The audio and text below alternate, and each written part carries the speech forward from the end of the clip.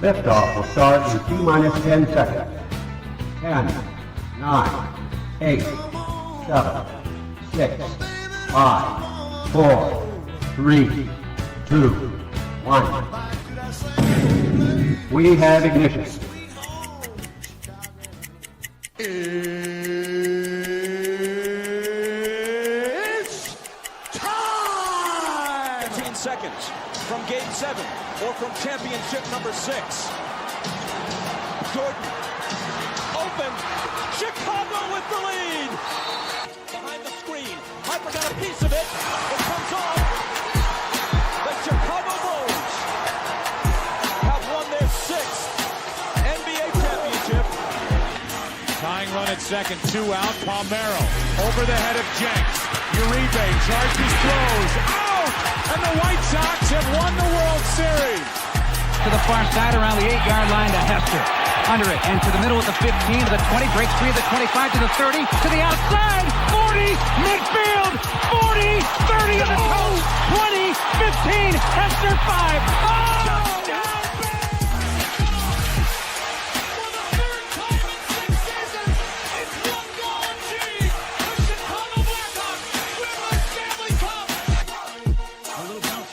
Toward Bryant, you will glove it to Rizzo. It's in time, and the Chicago Cubs win the World Series. What up, what up, what up? Welcome to ShawnSierraSports.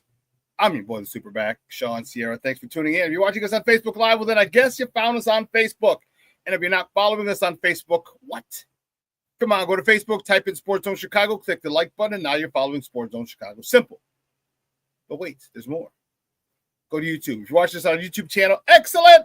And if you're not subscribed to our YouTube channel, for real, come on, go to YouTube, type in Sports Zone Chicago, click the subscribe button, but also click the notification button. That's the little bell next to it, and that'll let you know anytime a show from Sports Zone Chicago is going live. Get it? Got it? Good. Man. You can also tweet the show. Tweet us at Sports Zone Shy, that's CHI, at Sports Zone Shy. And if you want to follow me, just me, personally online. Want to know what I did? Let me tell you what I did. I made it nice and easy for you folks. Nice and easy. One handle for Facebook, Twitter, Instagram, Snapchat, and TikTok. All one handle at the Shawn Sierra. Man, I got a great show, but I need you to get interactive. So whatever platform you're watching this on, whether it's Facebook or YouTube, leave a question or comment on that platform. It'll come up here in the thread. We'll put it up on the screen. We'll incorporate it into the show. And that, my peoples, is what makes this the best morning Chicago sports talk show around. And that's you. So bring them all, baby. Questions, comments, smart-ass remarks, because ain't nobody scared over here. And like The Rock said, baby, don't sing it, just bring it. Man, let's check the chat, because the chat is jumping already. That's what I'm talking about. Black Diamond getting in early. That's what I'm talking about, Papa. It's the top of the morning. He goes, that's what happens when you come to the real mecca of baseball and try to shit on it. You get belt to ass the very next day. Hey, I think the Cubs are stupid. And their fans are a little slow. But that was an ass whooping. That was a straight up old-fashioned ass whooping. They put on yesterday. And how many homers? None. Oh, was it just one homer? I think it was one homer. Dude, that was insane. Just one homer. Who hit the homer? Just Suzuki. That's insane. One homer and 11 runs. That shows you how well-rounded that team is.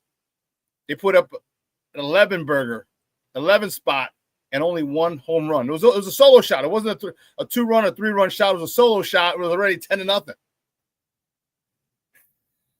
team is definitely a formidable squad. It hurts every being in my soul to say that. But I keep it a buck with you. You know what I mean? I keep it a buck. Mr. Short A, he's at the top of the morning to you. Mr. Short A, what's up, Papa? Hey, he also says, hope you had a safe and fun holiday weekend. I did. Hope everyone else did. Hope you didn't have any Juan Pierre Paul situations. That would stink. Okay, no JPP situations. Rick Gonzalez checking in, says, good morning, Shawn, and RIP Bobby Jenks. FGB, I agree with you. All of them. Good morning. The good morning sentiments, the RIP to Bobby Jenks, and especially FGB.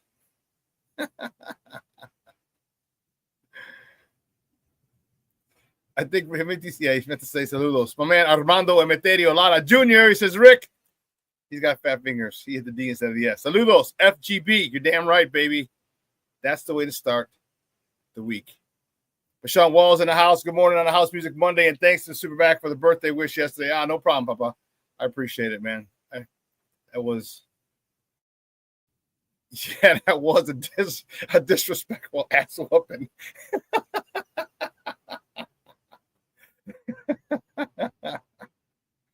It was one of those times where you ever see a little kids game, and it's just like, okay, we just got to get one more out so we can call the game.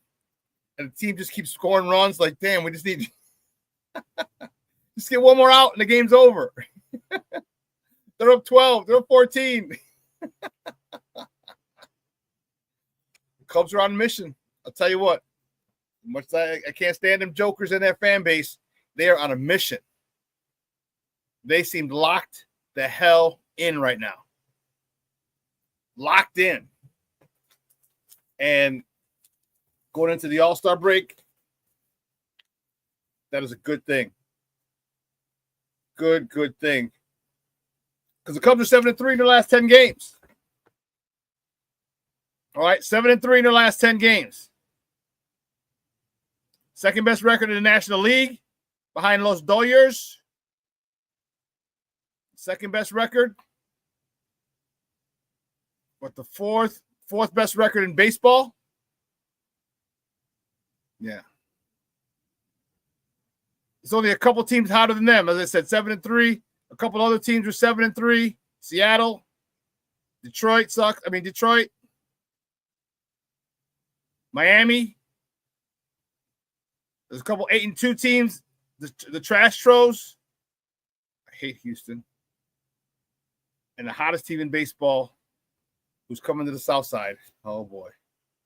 The Toronto Blue Jays are 9-1 in their last 10 games and are on an 8-game winning streak. Wow. Whew. Whew. Yeah. Livette Lee checking in. What's up, how much? It's Happy House Music Monday, y'all. Happy House Music Monday. Black Diamonds is in a serious note. Rest up 45 gone too soon. Man, I'll tell you about it, dude. That's tough, bro. That's tough. Man. Luis Mejia in the house. Good morning, Papa. Says, good morning, Rise and Grind, baby. That's what I'm talking about. That's what I'm talking about, Luis. Hope you had a good fourth. And kept all your fingers, unlike Jason Pierre-Paul.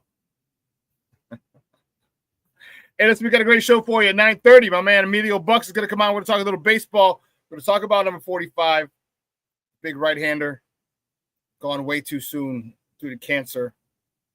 And, yeah, it was sad.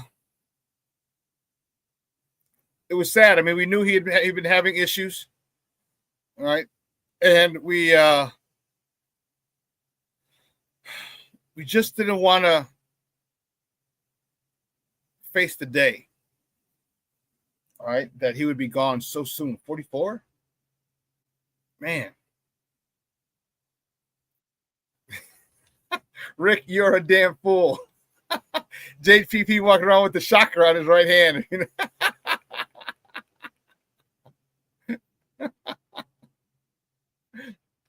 I don't even know if he got the shocker, bro. I think he lost 3 fingers. You might be doing it hang 10. He's a hey, I don't think he got the shocker, Rick. He got the hang 10. Let's go surfing, dude.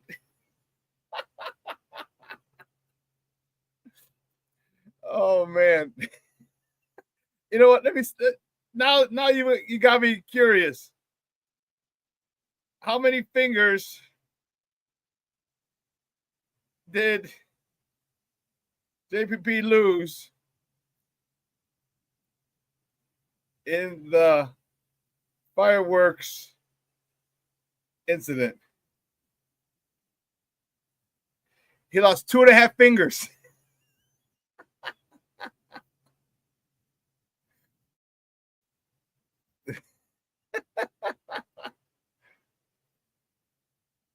Hang loose with a nub.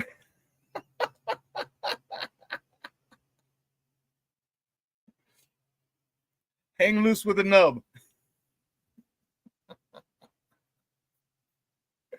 Oh my goodness, you guys are killing me. Getting started so early. I love it. I love it. Yes, that's at 9:30. Emilio Bucks at 10 o'clock.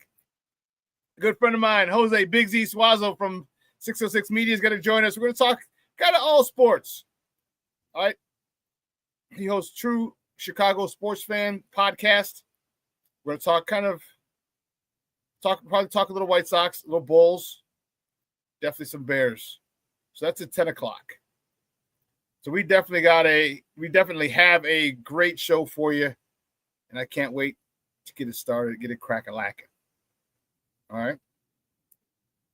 I hope you guys had a beautiful weekend, a fun weekend. Mine was eventful. Let me just say that. All right. I got up to Wisconsin on Friday. I went up to see Chicago, the band. And let me tell you, man, it was everything that I anticipated and had hoped for.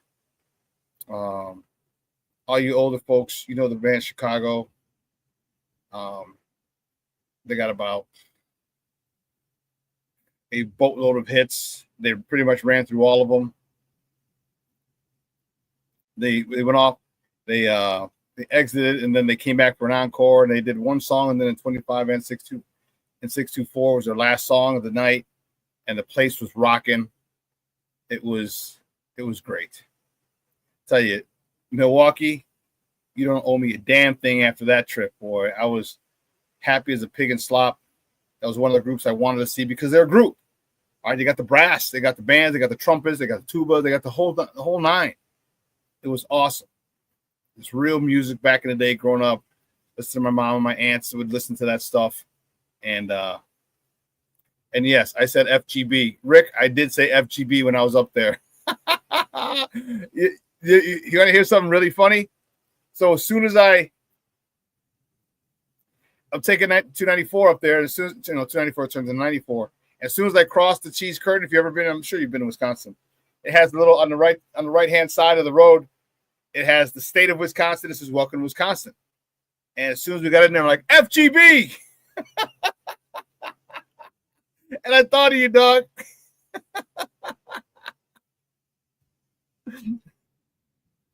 It's only twice, bro.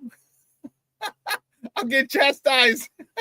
Rick said, you've been spending too much time up north, fool.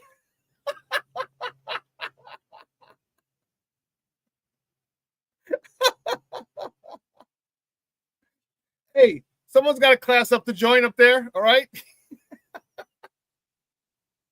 As a good Catholic, we got to help the less fortunate. Isn't that what the Bible says? Help the less fortunate? I had to class up the joint up there.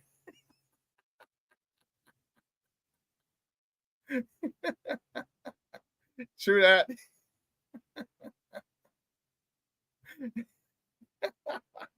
You guys are killing me. I love it. I love it. I love it. I love it. But that was cool. Then I had a birthday party, cousin's little girl. She turned 6. And then I had a block party to go to. And yesterday I just chilled. Whew, chilled. So I had a good 4th. Hope you guys had a good 4th. Just making memories, right? Because unfortunately, yesterday we did a workout for our good friend Maricela Lopez, who passed away. I think I may have told you last week. One of our 5 a.m. groups, the AMers was in a car accident. She passed away last Saturday, and so we did a memorial workout for her yesterday. And what was really cool was over 50 people showed up for that workout. That was the most people I've ever seen in CrossFit Warehouse at one time in my life. In the 5 years, 6 years that I've been going there, most people, it was crazy. And it was, you know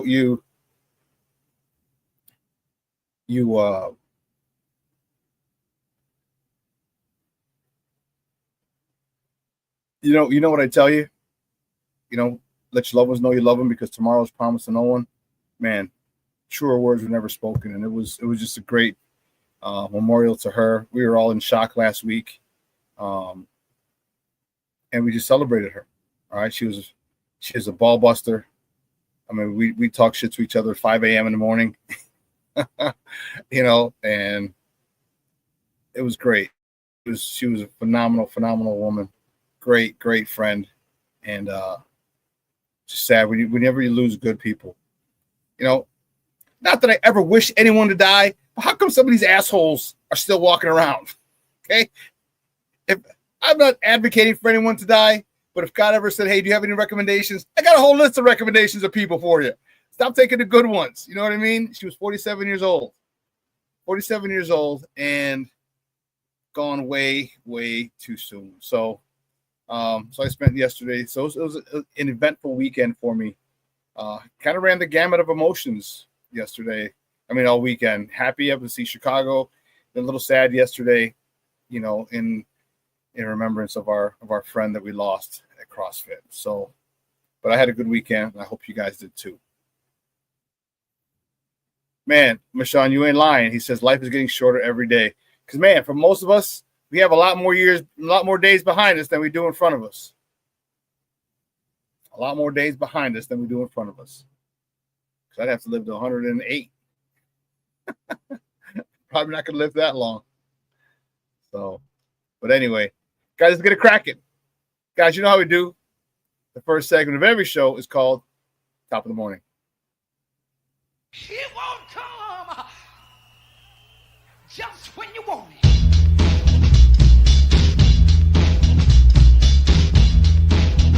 Top of the morning to you. Top of the morning to you.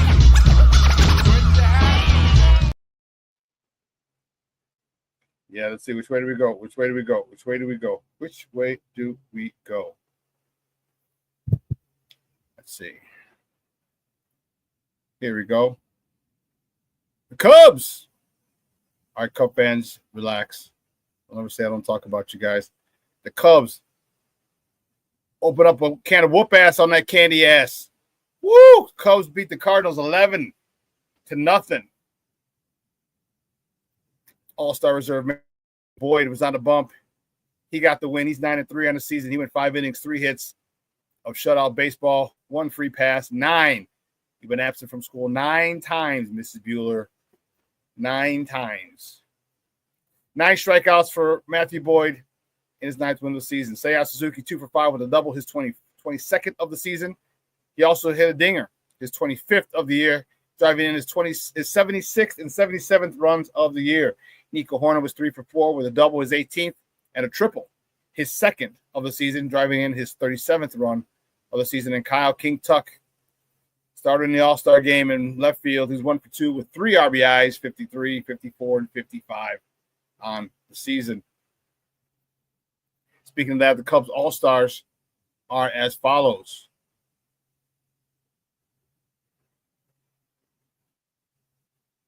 Kyle Tucker is going to be in left field. PCA, Pete Crow Armstrong is going to be in center field. And Matthew Boyd was named a reserve. And, man, he came out on fire yesterday for you guys. You saw a shutout ball for 5. Good stuff. Good stuff for you guys. Keeping it moving. The next top of the morning topic. Man, my White Sox. Whew, that was a rough one.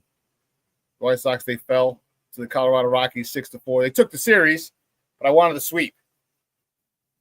They took the series 2 games to 1, but I wanted to sweep. And yeah, Shane Smith was on a bump yesterday. He got the loss.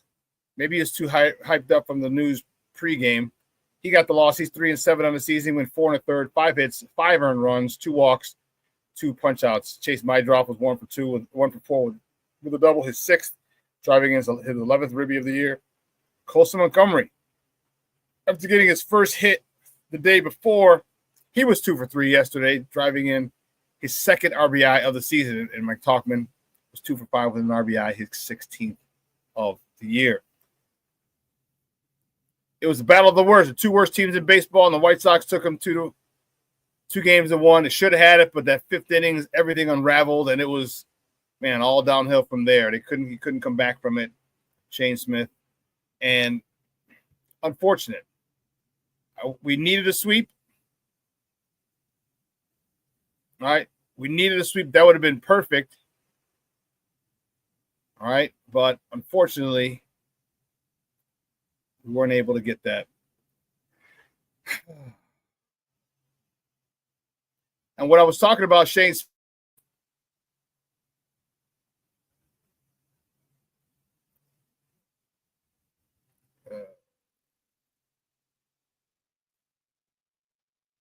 You got that one, Steve-O? The Shane Smith?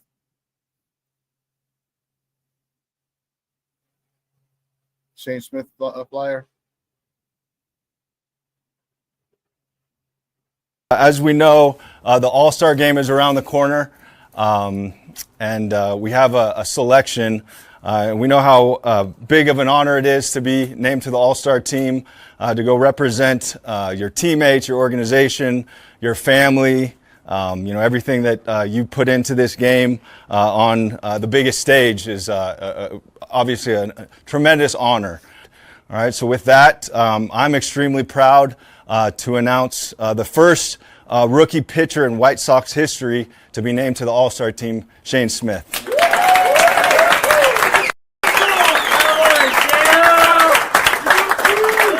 Congratulations, bro.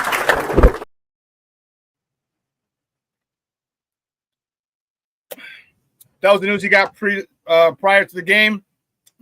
Those comes courtesy of the Chicago White Sox. And then he went out and laid an egg. Shane Smith's having a rough couple of last couple of starts. I think the beginning of his season, where he had a 2-point ERA in the 2s, got him that All-Star nod. But the last 3 or 4 games, he's been touched up for at least 5 earned runs. All right, but I'll tell you what, to have that honor is good. And hopefully he comes out of a slump, and hopefully other people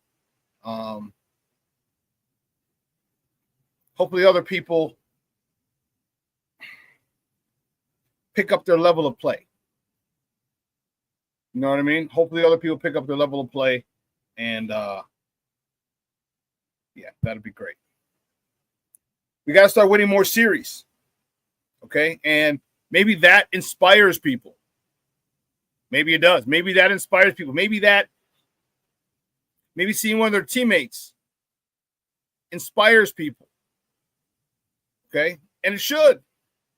It should. You know why? Because it shows you that even in a bad situation, baseball is the most individual team sport, in my opinion. Okay? You don't need anybody to score. All right, in football, wide receivers need a quarterback to throw. You need an offensive line to block. Okay? Basketball, okay, they can still double team you and a whole bunch of things. But let me tell you what.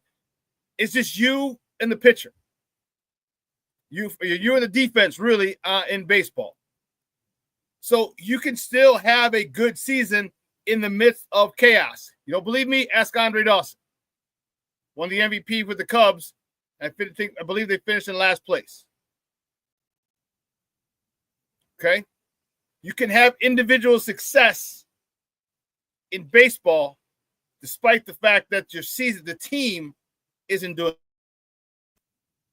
So hopefully that inspires their ability is better than what they're showing. He just brought up Colson Montgomery. This guy's been in the system for like 30 years, seems like. Great defensive play his first game up. He came up on Friday, July 4th. Great defensive play. I believe it was number 1 in the Sports Center's top 10 highlights. Sports Center's top 10. Got his first hit the next day. Man, you can be productive and use that. And I know every team has to have a representative. I get it. Doesn't mean that you can't use the selection of Shane Smith as motivation. Doesn't mean you can't do that. And I think that's what they should do. All right, because we have a lot of talented young players. Now they have something to strive for.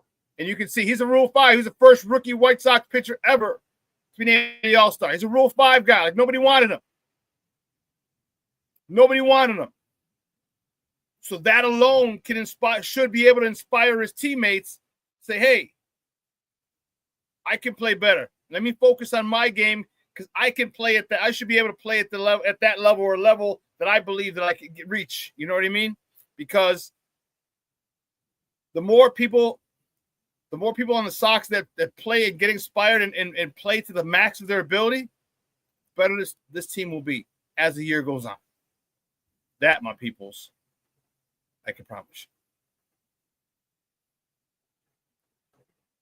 Real quick, the next top of the morning topic, man, this was a rough one. On Friday, July 4th, the big man himself, Bobby Jenks, 2005 World Series champion closer for the White Sox, passed away from cancer. He was over in Spain with, getting treatments and things like that over there, and he passed away at the age of 44. This was a guy who it wasn't common for relievers to be throwing 100 miles an hour. Okay, and he has some movement on it. We all remember Jeff Bagwell in the World Series when he blew that shit. It was good morning, good afternoon, good night. He was throwing 100, 101 mile an hour back before it was in vogue. And then he had that nasty hook.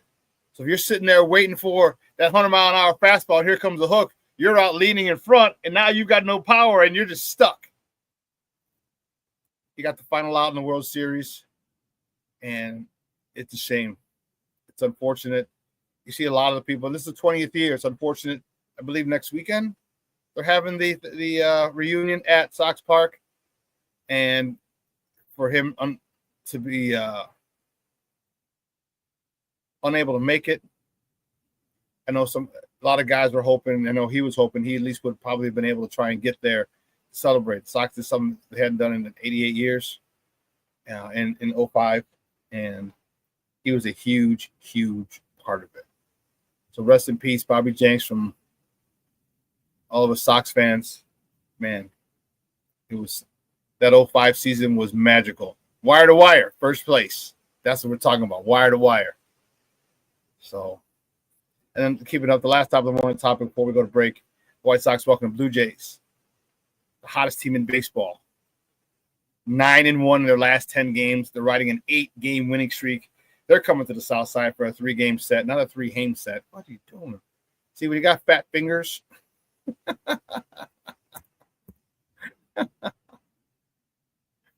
For a 3-game set.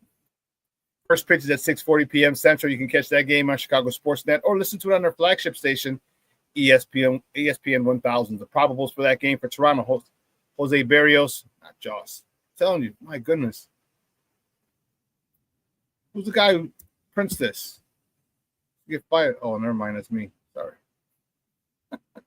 Jose Barrios, he's 4-3 with a 3.64 ERA, going up against Shawn Burke, who's on a bump for the good guys. He's 4-7 with a 4.03 ERA. Listen, we're going to take a quick break, and on the other side of the break, we're going to welcome my man's name, Emilio Bucks, to the show. We're going to talk about number 45. Man, that's tough. Talk a little White Sox. All right, so don't go anywhere, folks. Keep it locked right here. ShawnSierraSports on Sports Zone Chicago.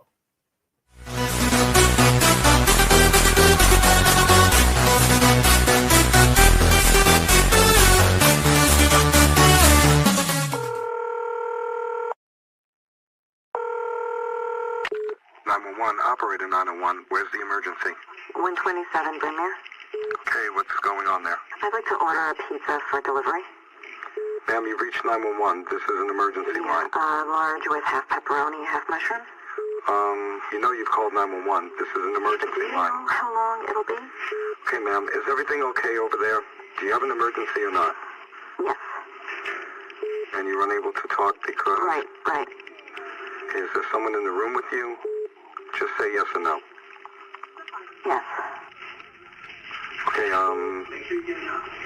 it looks like I have an officer about a mile from your location. Are there any weapons in your house? No.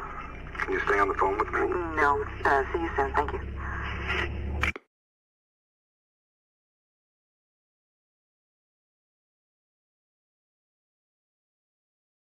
Every day, we take steps to keep the people we love safe, but some health risks are easy to miss. Ticks hiding in the yard can spread germs, like the ones that cause Lyme disease. Mice searching for food can spread bacteria that makes us sick. Mosquitoes lay eggs in standing water and can spread West Nile virus and more. Cockroaches are drawn to water in the home, leaving behind allergens that can trigger asthma attacks. Common pests can threaten our health. Learn how to protect your family at pestworld.org. When I'm flying, I put my helmet on, my visor down, my mask up. You don't know who I am. Whether I'm African American, Asian American, Hispanic, white, male or female. You just know I'm an American airman kicking your butt.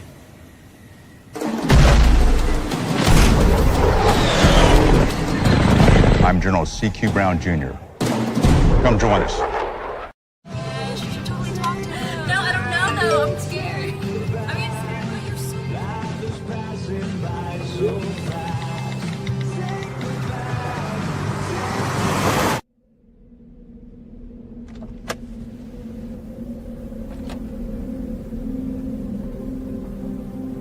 Do you know that you're in my lane?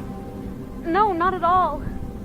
Are you not paying attention? Are you texting? I was just checking in with my mom. I was telling her that I thought we'd be home by 6.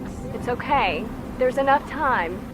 Just pay attention. I'm not even halfway through my text. There's no way. I'm not even going to look up. My babies are in the car. You have to pay attention. It's just supposed to be a quick text. I'm so sorry.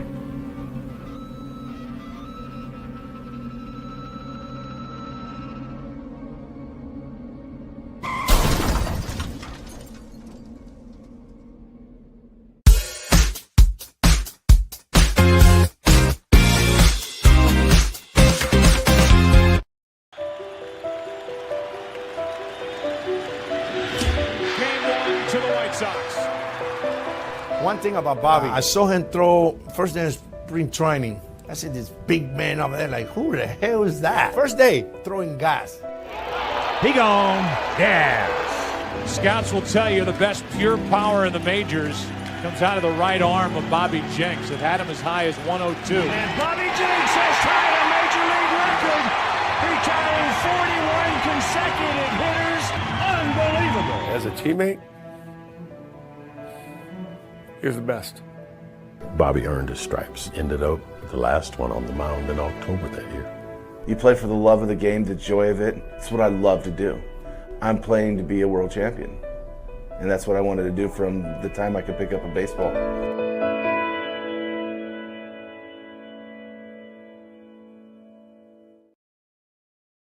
Welcome back to ShawnSierraSports, the Sports Zone Chicago. Those tips courtesy of the Chicago White Sox in honor of our big Bobby Jenks. Big Ozzy called. Man, that was crazy. And I don't know if you heard or paid attention, 41 straight batters. 41 straight batters. Do you realize that's 13 games he came in? 14 games, 13 and a half, 13 plus games. He came in 1, 2, 3, 1, 2, 3, 1, 2, 3, 1, 2, 3, 1, 2, 3. You had no shot in the ninth. 13 games. Well, 14. One probably got a little duck snort. 41 batters in a row as a reliever is amazing. Man, rest in peace, big dog. Wow. Hey, we're going to welcome my guy, Emilio Bucks. Man, good friend of the program from the Plunked podcast as well as the Bullspit podcast. You can find him on Twitter at ebuck75 as well. Let's bring him in, my man, Emilio Bucks. Emilio, what's up, Papa? How are you? Yo, good morning, Shawn. How you doing, brother? Good, man. Good. How was your holiday weekend? Pretty good, man. You know, just spent some time with the family. Saw a little fireworks, but stayed safely distanced from it. And No JPP, huh? No, sir, not the kid. Yeah, electricity and gunpowder are two things I'm very stay away from as much as possible. Yeah, absolutely, man. But enjoy a little baseball as well. But that's it, man. How about you? I had a full weekend. Friday went up to Wisconsin to see Chicago. They were in concert up at Summerfest. Man, that was one of the best concerts. Right, because they were just here last week at Ravinia. That's right. Man, they were great concert. Then I had a couple parties to go to. My cousin's daughter had a pool party, so we hopped in the pool. Nice. And then I had a block party to go to, which was dope. And then yesterday we celebrated one of our CrossFitters who passed away last week suddenly in a car crash. So condolences. That's terrible. Thanks, bro. So I had a weekend of emotions. It ran the gamut from kind of sad. Absolutely. So it was a good weekend, man. But let's get talking to sports, man. We just coming out of the break. Bobby Jenks, you're him, man. And I mentioned 41 batters, and he only came in the ninth. I mean, a couple times in the eighth, but for the most part, that's 13. That's Incredible. 13 games in a row. 1, 2, 3. And he was throwing that gas back when it wasn't like now everybody throws the gas now, you know what I mean? But back then it was like see a guy throwing over 100 like that was remarkable. And then he had that nasty ass hook too. You're sitting down there, you're waiting for that fireball, and you're out in front, and all of a sudden it's a hook. You got no power, no nothing. Yeah, he was one of a kind. Yes, he was, man. Yes, he was. A sad day in the White Sox, sad weekend really in the White Sox organization, losing one of its former bright stars in Bobby Jenks, World Series champion. No matter what, he is forever a champion, and he's made his mark is indelible on this team, on this sport. Yeah, it is. And man, I was sad. I was so sad to hear about it because, man, remember we hadn't won in 88 years, bro, and it was crazy. Yeah, man, what a glorious time it was, right? Who you telling? I remember it's out there, bro, that year. Dude, they were going like hotcakes. In the 06 season, I had the World Series one because when the World Series comes, MLB takes over, and they push us all the way back to Halstead. They're like, nah, we're only – right on. But the following season – those shirts were selling like hotcakes, and it was just a great time. And then we had one up on the Cub fans. We were able to talk shit to them, which was awesome. It was just a great time. It was, man. It was, man. So far away those days were, and hopefully we'll have some days like that down the road sometime. Give me your thoughts on Colson Montgomery. Colson Montgomery finally came up on the 4th of July, his major league debut. Had a beautiful defensive snare in short left field. I believe it was number 1 on SportsCenter's top 10. Yes, got his first hit the next day. Got 2 hits yesterday.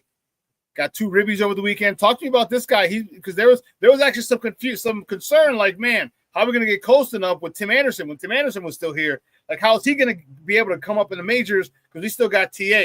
Talk to me about what you liked about Colson Montgomery over the weekend. Well, unfortunately, TA kind of took care of that himself. Yeah, he goes, don't worry, guys, I got you. Right. I'll make this decision easy for you. Don't worry, I got it. I'm gonna go pick this fight with Jose Ramirez and lose, get the talent knocked out of me somehow. But anyway, Tim's still my boy, man, and I wish him the best. But yeah, man, finally got a chance to see Colson Montgomery in the bigs, and he delivered, man. He looked comfortable at the plate. He looked comfortable. Granted, it is the woeful Colorado Rockies and their pitching that he was facing, but hey, I'll take it. I mean, it's better that you started him off against the Rockies instead of bringing him up and starting him off against the Dodgers, which we got swept by earlier in the week, or the Blue Jays, who are 9-1 in their last 10 games. Yeah, exactly. So let him ease his way in. Got a win in his first major league game, and I'm happy to see he's here. He's everything. I saw him make a play yesterday to home plate. Yes, and I said, "Damn, Tim would have botched that throw." If he didn't, it would be a strong possibility. And you see the baseball IQ of Colson Montgomery. He looks comfortable. Yeah, the moment is not too big for him, and maybe because he waited so long. All right, maybe you know what I mean. Maybe he waited so long, and he's like, "Damn, I want to get up there. I got to get up there." but he looks comfortable, man. He looks really Yeah, comfortable, man. and he looks like a guy that we can build around. All right, just another piece to this squad that we're building. We have a lot of young talent, but the moment is not too big for him, and for that I like. Absolutely, man. I like that tandem of him and Miguel Vargas at third. I'm also not mad at Miguel Vargas as first base either, but I like the Mhm. tandem of Vargas at third and Montgomery at shortstop. I think those guys could definitely do some damage at the plate. Just have to work with them a little bit more, get them, more used to major league pitching. They just got to see more and more pitches. And at this point with Colson, it was like, okay, he's as good as he's going to get down here in AAA. Right. And kudos to the White Sox. He had some struggles earlier in the season, and they pulled him and brought him back to the compound in AZ. Worked on his swing, got him back where he needed to be, and now he's here in the show, man. And I'm happy for him. I am too. Like I said, I was anxious to see how a couple of years ago how it would play out, but like you said, Tim took care of that by himself, and I'm happy for the kid. Now he doesn't have to play in the shadow of Tim Anderson. Exactly. You know what I mean? All-star, 300 hitter. He doesn't have to play in that shadow. That shadow's gone. Now he can just be him, and that's the most important thing that you want from players is to be you, be who you are. All right, dance with who brung you, play the way that got you drafted. Right? Absolutely. Don't change that when I got to become a power hitter. I got to hit more home runs. I got to do this. I got to make the fancy play. What it seems like, if you make the routine play on a consistent basis, you'll be an all-star and probably a Gold Glover. Give me one or two highlights and cool. And that's even better. That's buttermilk icing on the cake. But if you can't make the routine play, like that was TA's biggest problem. So many times, get it, scoop, everybody like, damn it. There were 2 outs. Now you're giving extra outs. Make the routine play. And Tia really struggled with those plays at the plate too. Yeah. So I'm really happy for this young man, and I hope that his career really has a great trajectory. Talk to me about their only All-Star this year, Shane Smith, Rule 5 draft selection. Nobody wanted him, and his first Sox rookie pitcher. Talk to me about him making the All-Star team. Well, if there's one thing the White Sox consistently do right, Shawn, is they draft and develop pitching. And so they found a diamond in the rough in Shane Smith and polished that rock up. And now you have an all-star, a rookie all-star. And it's great to see because he's definitely somebody that this team is going to build off of, our ace in the making. And it's great to see. It's great to see that he's getting these flowers right away. And not only the organization, but the league is letting him know, like, okay, we see you, Shane Smith. We see you. What's up, Marshawn? He's had the last couple of rough outings. I think, pardon me, he got selected because of the beginning of the season. His ERA was in the 2s, and he got out of jam after jam after jam, and he didn't look rattled. I remember watching him because real quick side note, he's from Massachusetts. One of my best friends from college, he played with her son growing up through grammar school, high school, that whole thing. So they know the Smiths. They know him. I was like, holy cow. Okay. Wow. So I would send her, when I remember, I'd send her, when he pitches, give her his pitching line and everything. And then yesterday I sent her the clip that we had a few minutes, a little while ago with the announcement that the White Sox put out. And she just thought it was the coolest thing because she's known him growing up. Right. Knows an all-star. Yeah, so that's pretty wild. And the last couple games though, he's been touched up a little bit. Last 5 games, I think he's given up 5 earned runs or more.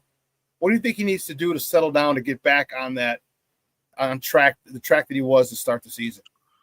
I think, Shawn, one thing that would help him is maybe a little bit more run support from his teammates. Might help kind of ease his nerves a little bit. Over the course of 162, and you're pitching, whatever 30 of them. Your team isn't going to come through with a ton of runs every time. But some run support would be nice for him to kind of help keep him settled so he can keep his mind on just delivering strikes. You know what I mean? But at the end of the day, he's just got to know and stay confident. Listen to what his coaches are telling him. Listen to what Ethan Katz is telling him, and get more comfortable with his catcher as well. He seems to work good with Caro. So we'll see. Like I think he's the guy who's going to pick his catcher that he's most comfortable with, and and of course you have to give some room for a learning curve, because the league is going to learn him a little bit, and then he's got to relearn the league a bit, and Mhm. this is to be expected. But I think as the season progresses, he's going to settle in. He's going to return to that early season form, and there's no question why he's an all-star. This team is they were what, 420, I wanted to say, and I could be almost. I know it was probably changed in one-run games. Are they going to? Do you see this team gelling and starting to become more coming out of the other side of these one-run games in the win column as the season goes on, or do you still think that they're going to be struggling in these one-run games because of the fact that we have so many young, first and second year players? It's kind of a twofold thing, Shawn. I think they're going to come out on the winning end on more of these towards the end, as you see teams start to get tired as this season progresses. It's a long season. There's a whole lot of baseball left. And so once the playoff picture is starting to get set, you're going to see some maybe a bit of a lack of an effort from some other teams, in which we're going to be the recipient of some wins because of that, and a little bit more experience. I don't expect that from this team. I don't expect Will Venable to take his foot off the gas and not try to get as many wins as possible.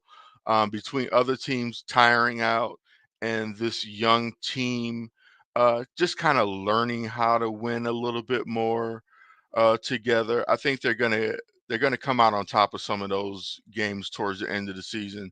I wouldn't say a lot of them right now, because again, they are a young team. Young teams have a hard time finishing games. That's just the way it is sometimes, Shawn. So I wouldn't expect a ton more of wins, but I expect them to get a little bit better. Just as they've gotten better as the season has progressed, I expect them to progress as the season finishes out. I hope so.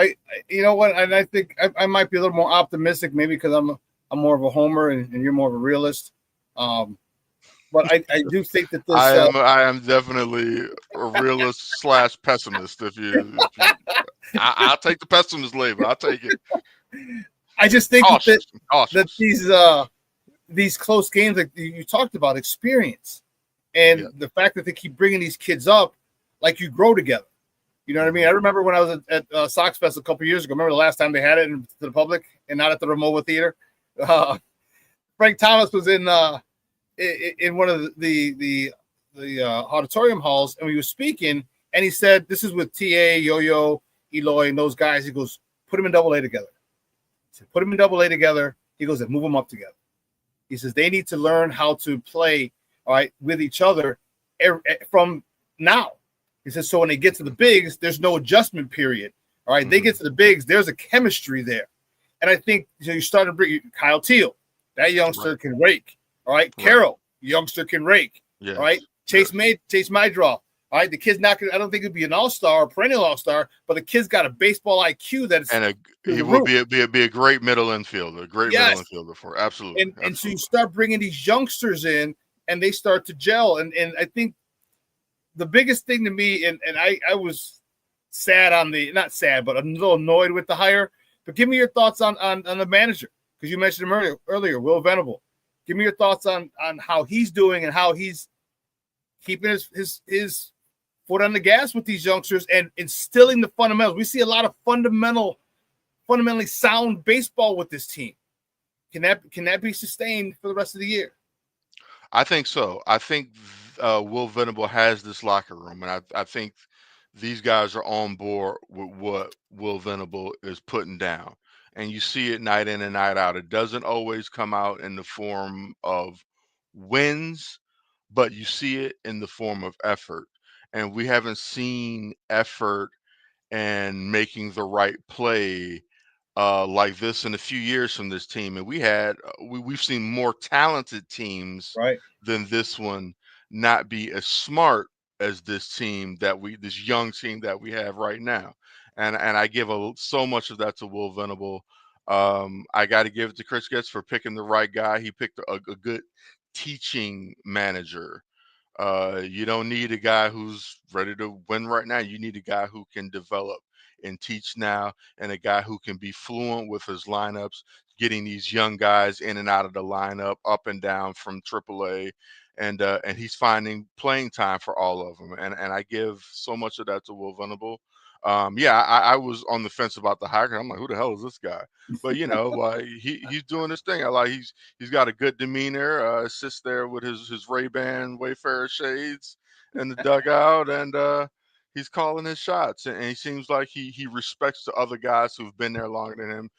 Seems like a real respect between him and Ethan Katz, and allows Ethan Katz to do his job. And I got good vibes from Will Venable. It's hard to say, is he going to be the guy to take them over the top? That was my very next question. Is he A to B, and we need to get a B to C guy, or is he an A to C guy? Is he the guy to take it? Finish your thought. We're always used to there being the A to B guy, and then we expect the B to C guy to come and take him over the top. But I say, hey, I would have, in hindsight, wouldn't you have taken Ricky Renteria one more year than to have brought in? Hell yeah. You know what I mean? So I'm not going to be too quick to go to like, oh, we got to get the next guy to. Now that we're ready, we got to get this new guy to come and take us over the top. Like, well, let's pump the brakes. This guy's got us there. Let's maybe give him a shot, to grow along with the young team. He's a young Ozzy manager. was never a manager before. Ozzy was never a manager before either. So exactly. So give this guy the shot. You know what I mean? And again, I think we learned from the catastrophe that was Tony La Russa that don't be so quick to. Not everything turns into Ricky Renteria to Joe Madden. That doesn't always happen. That, you know what I mean? And we can't just assume that that's going to be the case here. I wonder if Ricky Renteria avoids Chicago at all costs. Like, he won't even have a connecting flight out of Chicago. Right. Just bad vibes from both organizations. I'll be rerouting 4 of the stops. Just do not stop me at O'Hare or Midway. Just do not. Man, Ricky's boys. He's like, wow, man. He's like the Mark Jackson when Mark Jackson was to Golden State. Just did all of the grunt work, but just never reaped any of the reward. Dude. Hey, Emilio, great stuff, Papa. Hey, we still got to go. We still got to catch a game. We got to catch a Tuesday game. I want that $5 menu. All right. Yeah, that sounds great, man. Especially if we can catch a daytime game. That would be ideal. But, hey, do me a favor before you go. Let everyone know where they can find you and your work online. You can catch me this Thursday on Plunked at 9 o'clock Central, along with my partner, Kristen Stats. Plunk comes out through the Chicago Clubhouse Network. So you can catch us there on YouTube, on Facebook, and all your other services. And we'll see you this Thursday, 9 o'clock. Good stuff, Papa. I can't wait to hang out with you, have another beer. Hey, you know damn well when I was in Wisconsin, I brought that flask, baby. Got absolutely, me a brother. Big old lemonade. And drank some. There you go. Hit him with that thunder lemonade. I was feeling nice. Lemonade. That cool, refreshing drink. So you got to be of a certain school of thought to even get that. Big ups. I was feeling nice for Chicago when they came on, boy. I was feeling nice. Big ups. All right, man. We'll talk soon, bro. Thanks a lot. All right, man. Take care, Shawn. Okay. Peace.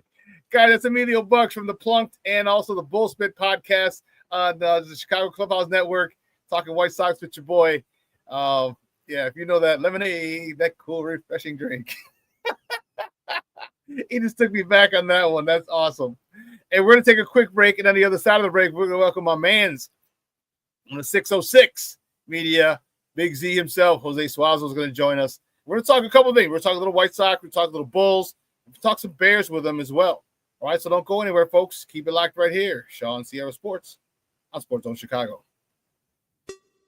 Hey, it's your boy, the SuperBack, Shawn Sierra, and be sure to follow Sports Zone Chicago on all social media platforms, on Facebook, Instagram, and our Roku channel. You can find us at Sports Zone Chicago, and on Twitter, we are at Sports Zone Shy. Also, be sure to download our mobile app so you can take Sports Zone Chicago with you on the go.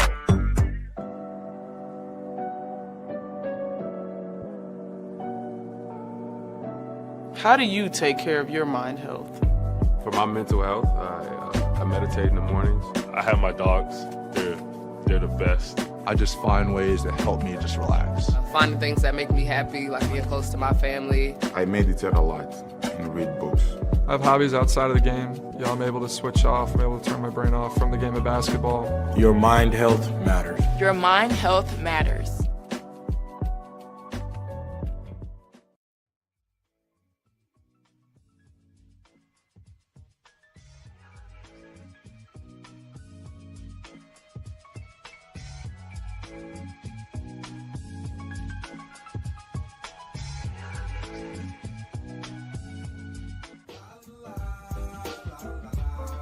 It's a romance sport.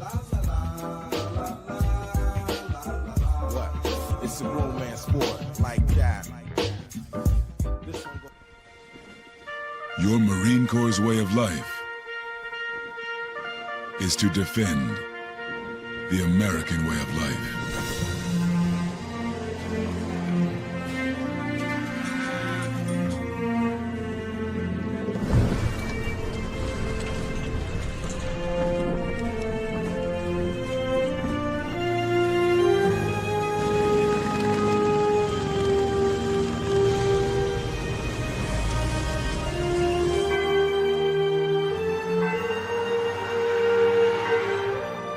Every day,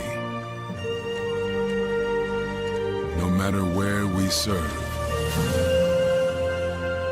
we take a stand for our nation, for each other, for us all. The few, the proud, the Marines.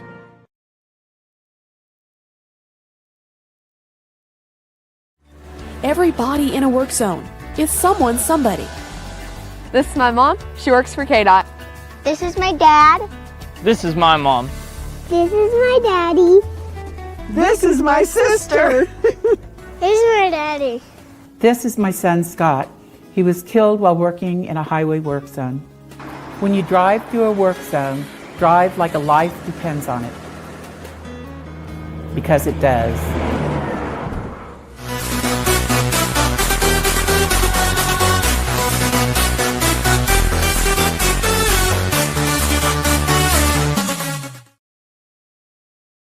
Opens the scoring for the Lynx tonight. The two-time All-Star is showing that her game is dynamic. She can go inside and out on the three-point line as well. Elizabeth Williams goes glass. Atlanta Smith we didn't see after that. Lob pass. Reese kicks it out. Banham sets the three-pointer, and Rachel Banham drains it. Rachel Banham had 3 three-pointers. Reese with Collier guarding her, and Reese barrels her way to the hoop and gets the basket. A tough two. Conversation with Courtney Williams saying, shout out to me, coach. Yes. I'm an all-star. Did she call her dad first, or did she call Coach Reed first? That's what I want to know. Onyenwere hangs, misses, but gets her own. Atkins. Oh, she banked it in. Ariel Atkins. Apparently the bank was open yesterday. Welcome back to Shawn Sierra Sports on Sports Zone Chicago. Those comes courtesy of the WNBA. Those were the girls yesterday in a rough one. A rough one. I remember checking the score, and they were up 11. Actually, they were up 13, I believe, at one point. And then all of a sudden they're down 7. Like, what the hell was that? Girls couldn't come away with the dub in Minnesota, losing to the Lynx 80-75. That was a rough one. We're getting our girl back, Camila Cardozo. King Booker World, your ex-wife is coming. Your future ex-wife is coming back to the team, and man, she was on one. Let me tell you, according to Alyssa Hirsch from the Chicago Sun-Times, all right, she says Camila Cardoso, she's coming back with a silver medal from the FIBA AmeriCup. The Brazilian team lost to the USA, all right, 92-84 last night. She ended the tournament with just one block shy of an all-time AmeriCup record and became the 6th leading rebounder in the event's history. All right, and she's coming back, and she said, according to her, she says Camila Cardoso was finding her rhythm with the sky, averaging 17 points over her last 4 WNBA games before she left to go with the Brazilian national team. So she goes to the Brazilian national team and does some work, and now we get her back. I'm looking forward to that. I am really looking forward to that. My next guest, good friend of the program and good friend of mine. We've had a drink or two throughout the years. And he is from 606 Media and True Chicago Sports Fans. You can find him on Twitter at TCSF, True Chicago Sports Fans Pod. TCSF Pod. Guys, just welcome my man, Jose Big-Z Zuazo. Big Z, what's up? How are you? Great, man. I've been, I got on here a little earlier, so I got to see your other guest that was killing it with the White Sox content. So definitely excited to be on. This is always a good time. Always a good time to talk sports with you. But yeah, man, I've been listening and watching. Definitely a rough one for the Sky recently. I know they're 5-12. She's gonna we got Cardoso coming back. She's gonna come back strong. She was having a good week of basketball before she left. I just feel like that team is still finding their chemistry and their identity. They don't know who their go-to person is, and I feel like if everyone does what they're supposed to do, like those two ladies can average a double-double, and if the guards can have a better production out of the guards, then they're gonna be okay. But right now it's their infancy. They're in growing pains. They literally traded away every All-Star they had, and then they lost one to injury as well. So it's going to be a rough season for this guy. Let's just be honest. But everyone's worried about the knee bounce. Yeah, but, and I love it, and I love the fact that she trademarked that term. Good for her. She embraced it. Yeah. And I love her. I wish she was like 6'5". 6'3" is good because she's one of the taller girls. But like the thing I love about Angel Reese, like she's nasty, she's gritty. Like you see her down there, it's like she'll hook you with the elbow to go up. Like I love that thing about her, and a lot of people want to call her dirty. But we had Charles Oakley, all right. We had Charles Oakley. We loved Charles Oakley. We had Rodman. We loved Rodman. Exactly. What's going to be my comparison is because when Rodman and Oakley were doing that, we all loved it. But now because it's a female doing it, we're not going to be on board with it. She's a Chicago Sky. Like support your team. Let her do all the dirty work. Let her get her 15 and 15. Be happy about that. That's a double-double, man. It's hard out there. So I'm supportive of her, and I know people were very criticizing her because she gets her own me bounds. But you're supposed to follow your shot, are you not? So that's what we were taught since grammar school. Yeah. And she made history. She was the first person in WNBA history to have 4 games of 15 plus rebounds, and she topped it. She says, hold on, I'm not done yet. So she got 17 rebounds yesterday, so now she has 5 consecutive games of 15 plus rebounds, and that's no easy feat. And especially when you're 6'3". I know it's taller than most of the girls, but you're still dealing with girls 6'5", 6'6", even 6'7". If you go against Griner, you're talking almost 7 feet. Yeah. All right. So to get 15 rebounds, 5 straight games, man, this girl, you could talk all the shit you want about her. All right, but put some respect on her name. She's not afraid to work. You call her Barbie, and people talk about her red carpet adventures and her modeling gigs. She's a grinder, bro, and that's the thing that I really, really love is she puts in the work, and she's nitty gritty. She don't give a damn. She's ready to put a hard hat and lunch pail on, and she's ready to go to work. Yeah, I want her to work on her mid-range game, so that way they can respect her. So that way she can drive to the hole at the same time. You have 2 facets of the game because she can rebound already, but if she can get that mid-range, 10, 12 footer that's automatic, like our old school Bulls centers used to have. Yep. Your Bill Cartwright, your Bill Wennington, you look long, right? You knew as soon as Jordan passed it to him, 10 footer, automatic, and that's how they got their 10 points a game. That's what I want from Angel Reese. I want her to work on her shot this off season if they have one. And again, people don't know this, that they went from college to training camp to preseason to the season. Like they've had no time off. They don't. No other sport does that. So I can't wait till she has time to do some little bit R&R. Please, and I love that she's branding herself with the Me Bounds and the podcast. That's great. Brand yourself all you want, but I need you to work on your 10, 12, 15 footer so that way you can become a more diverse player and help out the team, because the team needs it. Right now they don't have a point guard that's scoring 15, 12 or 15 at the 18 points a game to relieve some of that stress from the big girls. So that's what I want from her. Yeah, and I think we also need to get a dead-eye three-point shooter. I think we need that, because when they collapse on Angel Reese and Camila Cardoso when she comes back, we need to be able to kick it out, and that's one of the things that we're missing. And we really need much better guard play, as you said. And I think if we do, if we get some good guard play, like I don't understand why they traded Kennedy Carter. I loved her. She was gritty. Another dog. Dog. Yes, that's exactly it. She's a dog. Yes. And I don't understand what the issue was. And I'm sure there's obviously a lot more behind the scenes that we don't know. But yeah, she's not even in the league. She's not even in the league now. I think she was playing in China for a little bit, and then even there, she's not playing at all. So there's something behind the scene that's going on.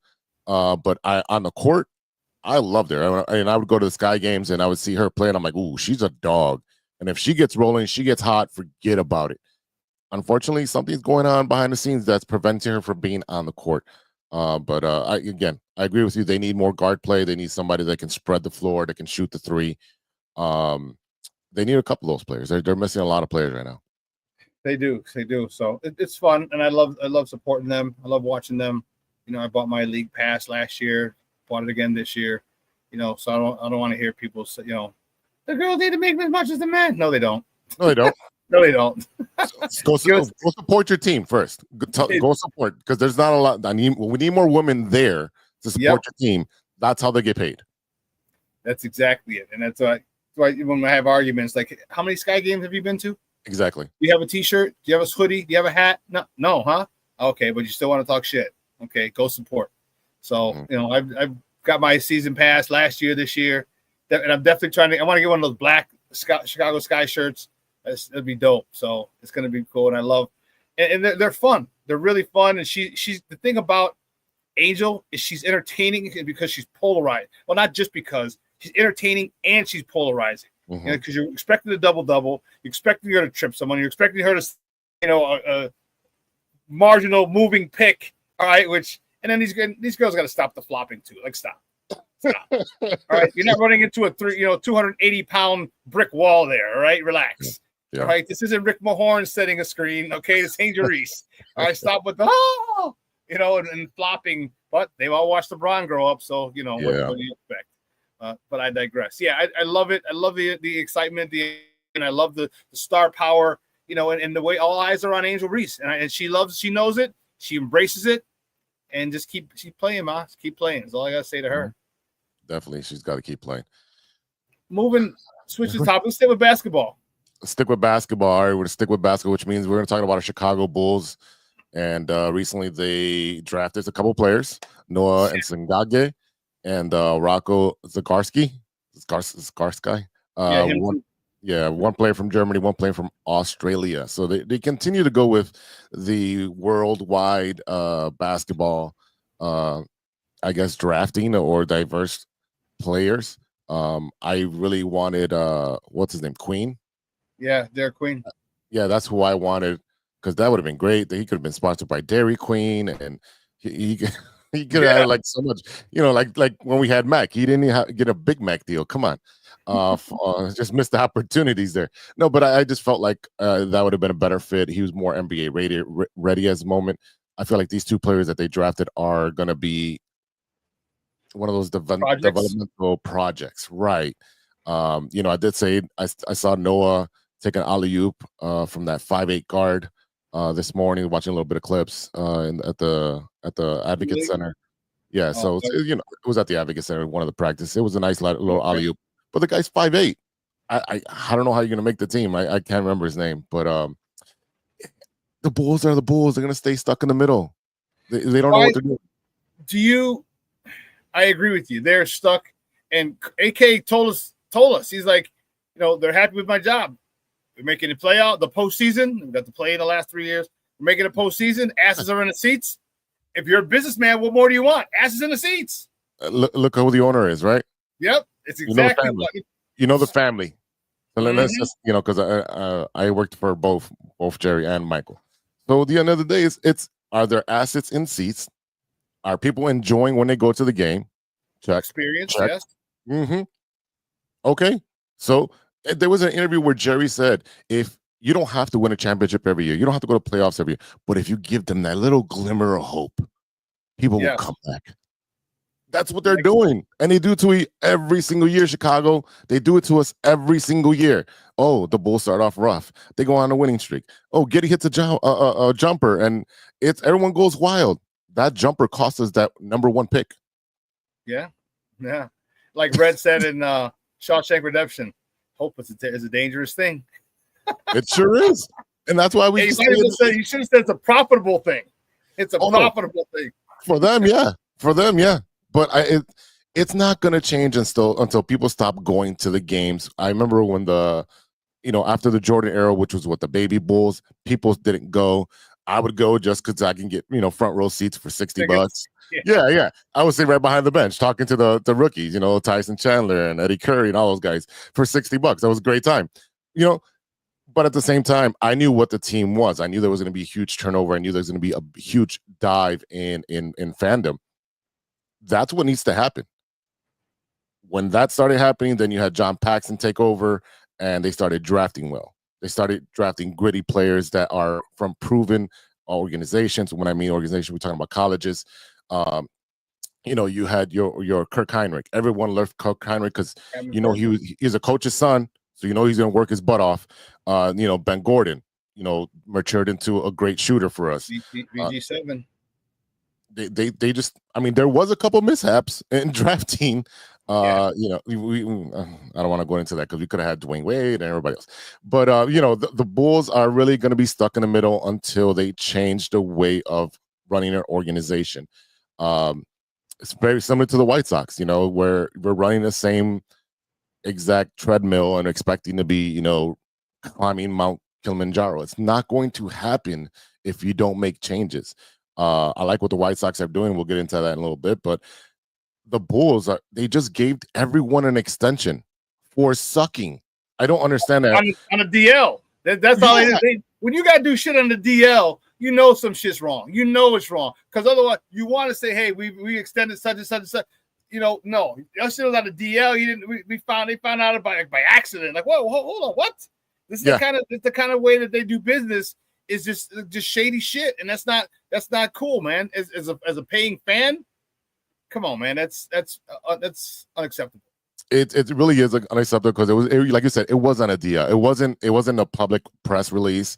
I think one of the reporters just ended up finding out somehow. He probably asked somebody that was a staff or member or something like that. But it's really the Bulls' MO. Oh, we hired somebody, and we're not releasing what the salary is. I'm sorry. We never knew what the contract was for the GM, for A.K.A. Eversley. Yeah. We never knew what their number was, how many years. Why do you have to work in secrecy? You're not Batman. Relax. It's okay. It's okay. What am I seeing? Yo, Big Z, Berto Farm Officer. If we look at the roster, they traded Alonzo Ball to Cleveland. I thought we got a good trade upside. We're taking about $1.1 million, $1.2 million in salary. Lonzo spent 2 years on the IL. It was time for him to ship him off. Was he integral in what the Bulls wanted to do? Yes, but he was hurt. And that's why your three-headed monster never worked, because the offense had to run through Lonzo Ball and no one else. Everyone else that they had on that team at that point was ball dominant, so it doesn't work. Now that he's gone, you're going to be able to see a little bit more of Billy Donovan's offense, where it is moving up and down. So do not expect defense. You got rid of the ball and you got rid of Caruso. Do not expect defense. It's going to be run and gun, double dribble, let's go up and down. Don't even worry about it. And then we still don't know what's going to happen with Vooch. We got Kobe White possibly getting traded, Ayo Dosunmu possibly getting traded because they're on their last year of their contracts. Again, we're stuck in the middle and have no idea what we're going to do. Yeah, I None. agree with you. 32 games, sounds about right. So let me ask you the question. I know a lot of people, especially my man Chris, FMLC in the comments, not a big fan of Billy. Do you like Billy, and do you think he's a good developer of talent? No, I'm not. I've said it before. I think that he's great that he's got into the Hall of Fame, but at the same time, look what happened at OKC when you started getting big personalities. When he had Chris Paul there, he had a couple other big names there. That's when he came to the Bulls because I felt like he couldn't handle having those big star players, and we saw that happen with him and Zach. Him and Zach collided a lot. DeMar became the focal point, even though it was supposed to be Zach's team, because Zach's immaturity. They're like, all right, well, DeMar, you're taking the last shot, and that's when he had that career year. You're looking at not developing Dalen Terry, right? He was supposed to be a good player that's coming up. Ayo is kind of reminds me of Jimmy Butler, where he's put that work in on his own and better himself. But at the same time, like a lot of these players that they've drafted are just sitting on the bench, not doing anything. So I don't see where Billy's not that great of a coach. Not calling timeouts at appropriate times in the fourth quarter multiple times last season and the season before that.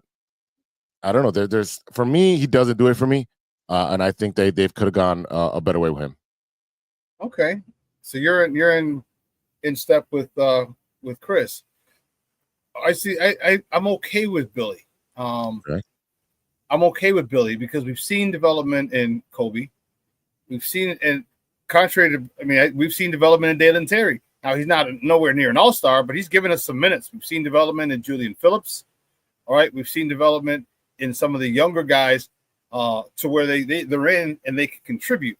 Now, not putting them in all-star status on them, but I've seen that. And then obviously the big thing that people will always want to throw is the Patrick Williams. Well, he didn't develop Patrick Williams. Well, I think Patrick Williams has his own issues in between his ears. I think that's the big problem with Patrick Williams because we've seen him dominate in the summer league. We've seen him dominate when DeMar and Zach were hurt. We've seen him go ham, or he go in the second half, or he go into the subs, and he dominate against them jokers. Just like, okay, well, do that all the time. Yeah. Have that attacking mentality all the time. And I don't know if that's coaching, but I'm okay with Billy. And I just think I've seen him look at. It seems to me he develops young players well. Just look at his guys at Florida, going back to Florida. And the issue might be when you start to become a veteran with a voice and not really, and maybe thinking, I don't know, I don't want to say thinking you're better than everybody, but maybe when you start to become a pro and maybe stray away from the fundamentals and want to do your own thing is when he really has issues with people. But I'm okay with Billy. I like him. I like the development of some of these young players. I just think we need a superstar. Who do you think the Bulls may target? Because we don't have any superstars. I would barely say Kobe White's a star, and that's barely. Yeah. Other than that, Matas has the potential to be in the superstar status, but give me another 2 or 3 years. The kid's 20 years old. Yeah, we have a very young core, and again, and Billy got extended too, so we're here for a long run with everybody. So whether you like Billy or not, we're going to stuck with him for the next, I don't know. They didn't say how long it was, so let's say it's 3 more years. We're stuck with these young kids and Billy for 3 more years, so we have to be encouraging to see if there's going to be development. Do we have a star? No. Can Kobe? Kobe's a microwave. When he's hot, forget about it. The basket is good as big as the ocean. I wish Ayo, didn't get hurt. I think we would have better production out of him. Javon Carter, Maywood's best, got sporadic time. Again, we Kevin Huerter, Zach Collins, I think they're great additions. Patrick Williams, how are you 6'7", 6'8", can't rebound, 10 rebounds a game. Vooch needs to be traded to a contender. And then if you're looking at superstars, we can only trade for a superstar. Superstars do not want to come here. And I don't see anybody in the NBA wanting to come here out of their own volition unless they're at the end of the career. So I can't think of a name right now that would want to come here, especially with the roster that we have that is not capable of winning. Everyone is like going to Dallas, even taking pay cuts to go to Dallas, going to Houston, taking pay cuts to go to Houston to get one of those championships, going for a ring, right? We don't know what the Lakers or Golden State are going to do, but the West is heavy. Phoenix is rebuilding. Boston's rebuilding. You know, New York is probably the only team that can come out of the East, but they don't even have a coach right now. So yeah, they don't even have a coach. They have no leadership. So it's like Indiana is just lost the center power forward to Milwaukee, and you know Miles Garrett. I mean, not Miles Garrett. Miles. I got Miles Garrett in my head. I know who you're talking about. Yeah. He just went over to play with Giannis. We don't know if Giannis is going to ask for a trade. You know, there's so much uncertainty in the NBA, but it is West heavy, and you know, Atlanta's rebuilding. Orlando has a young core. Orlando offered us for Kobe White. They wanted Kobe White. They offered us a couple of first-round picks, didn't they? Yeah, allegedly, yes. Miles Turner, that's who it is. Miles Turner, yes. Thanks, Chris. Just put it up too. Thanks, Chris. Yeah, thanks, guys. I just kept thinking Miles Garrett and his big ass. You're a football guy. I get it. You like those big boys that hit hard. That's what it is. What do you think, due to the you got Tyrese Halliburton out most of next, if not all next season, Indiana. They just got to the finals. Yep. Right. Jason Tatum out. Probably most, if not all, of next season. Out. Dame Lillard out, or I should say released from the Milwaukee Bucks. Do the Bulls, as constructed, do they move up a couple slots and get into the playoffs just because other teams are riddled by injuries? Do they get up into the 6th or 7th spot and avoid the play-in and get into, you know, the actual postseason?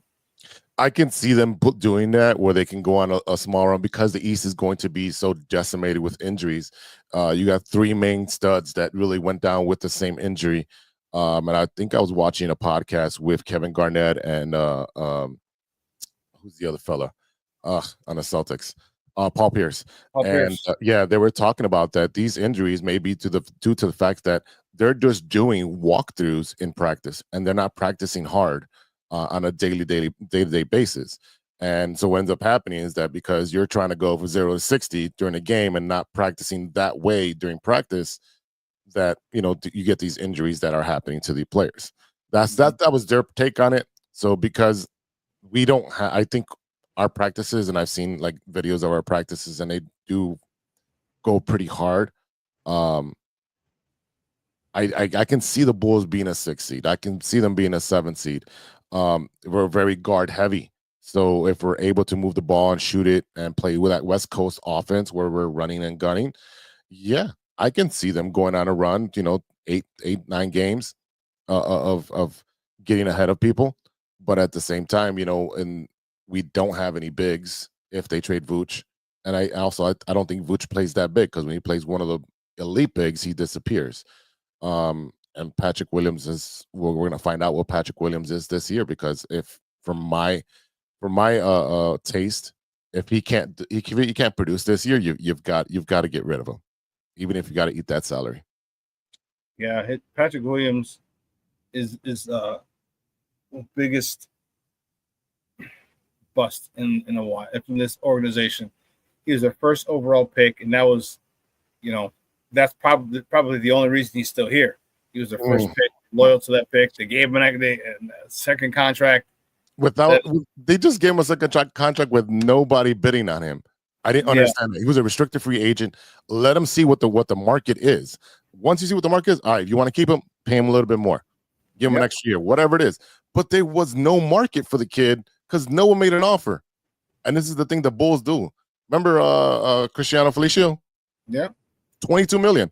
The Brazilian billionaire. That boy made it big for sitting on the bench. You know, and that's crazy. And it looks like the Bulls are learning, because then now that they're doing the same, they're not doing the same thing with Josh Giddey. Josh Giddey is on the market. He's Mr. Ice Cube, Mr. Triple Double, and they're bidding against themselves. And according to what I was reading, like they said Grand Canyon size. They're the Gulf of Mexico part. That's what they said. Part. Yeah. So they're so Giddey, and more power to him. You want to get as much money as you can. Right? And more power to the Bulls for being smart, not bidding against yourself, saying, all right, go see what you want. They signed him to that tender sheet, and now he gets to go see if you want him. And if no one picks him up, hey, you got him a much cheaper deal. It looks like they're, at least this case, they've really learned from the past where they just outbid themselves and overpay these players. Give me your thoughts on Josh Giddey. I think he's a phenomenal. I hated him. I can't stand him. I used to call him Sunshine from Remember the Titans. Yeah. I could not stand that dude. Every time he looked for, I got fouled. Like, just play back, go back and play defense. All of a sudden, he's like, I bet. And he started putting up triple-double numbers, flirting with a triple-double every game. I'm like, okay, hold on, player. So give me your thoughts on him, because he's not even in his prime. The kid's, what, 23? Yeah, all these players are 23, 24 and below. So, again, they have a good nucleus, but they're going to be small. And the thing is that those guys are streaky shooters. So if they can get Giddey back and he can average around a triple-double, that'll complement Kobe great if he's still here with us. Ayo coming off the bench and running that second unit would be great. Let him run the second unit. I think that's a perfect role for him. And then you have Matas, who's like the biggest wild card to complement Giddey. That boy can fly. And I feel like Giddey is a lot like Lonzo Ball, where he can run the offense and let others flourish through his play. So he's also a finisher, as we've seen. But I think if the Bulls are smart and do not overbid themselves and get over their skis, he's going to be here and it'll be great. I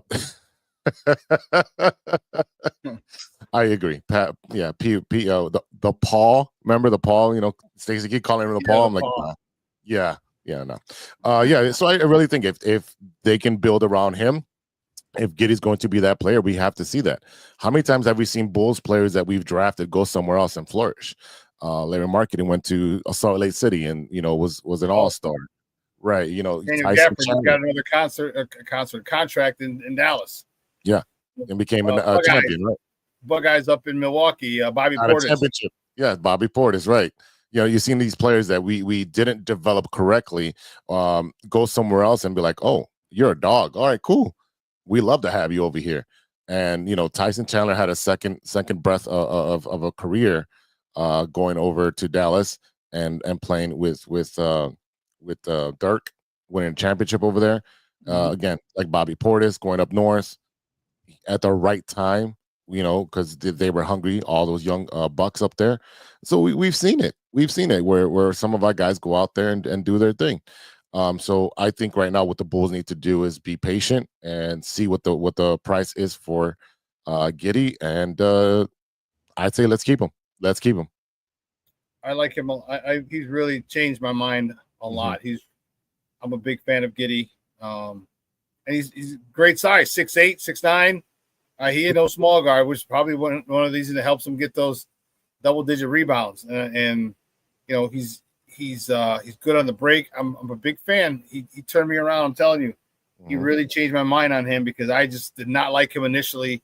And then he was in a new place. He was trying to find his rhythm, get used to, get comfortable with his new team, and it takes time. It takes time. And once he settled in, man, again, he really made me believe that this kid can play. And again, he's not even in his prime yet. He's 23 years old, right? And one of the things I was talking about is, like, you still don't really know what he is. I mean, he's good now, but is he worth the $30 million? He may be, he may not be. And I think that there's an issue with college basketball, and a lot of people may not like to take, but I'm like, you should have him at least 2 years, maybe I'd say 3, just because you're getting so many youngsters who are, remember, you're coming from AAU ball. AAU, They have no defensive. No. Give a damn about defense. Nope. All right, none. Okay, so now you're going to AAU, no defense. You probably, if you're the star of your team, your head coach, your high school team probably doesn't make you play defense. You go to college 1 year, you're not versed in becoming a fundamentally sound player of the year. Then you come in and you still need to be developed, and then you can't, because you're a first round pick making all this money and you need to contribute. I think the NBA is doing itself a disservice. Okay, and people say, well, if he can go fight in his country for 18, he should be able to, get drafted. I'm like, yeah, but you also need some training. Like, you don't just go, Like you can't go be a doctor at 18 because you want. You got to go to med school and lawyer. You got to go to law school. Right. I think there should be a minimum 2. All right. And especially now with the NIL, bro, because you can make more. You can make a hell of a lot of money in college. Stay there, get your fundamentals, and then come. And now the floor of the NBA is raised because you're coming in fundamentally sound, and the product is better. And that's the thing that I just hate these youngsters who come in, and it takes them a long time to get ready to get acclimated because their body's not ready. Not at 18. Right. Skinny dudes, look at Matas. You know what I mean? Look at Larry Markin when he got it. He was like Matas. Look at the Greek Freak like Matas. But it's time they have to develop in college. If they stay 2 or 3 years, now with the NIL money, they're making their millions, all right? And then you come in a much better player, and the NBA becomes a much better product. And I know a lot of people aren't going to like that. No, I completely agree with you. Especially like you said, the NIL has changed everything. Now college is a business where I'm going to get paid to play and get an education, right?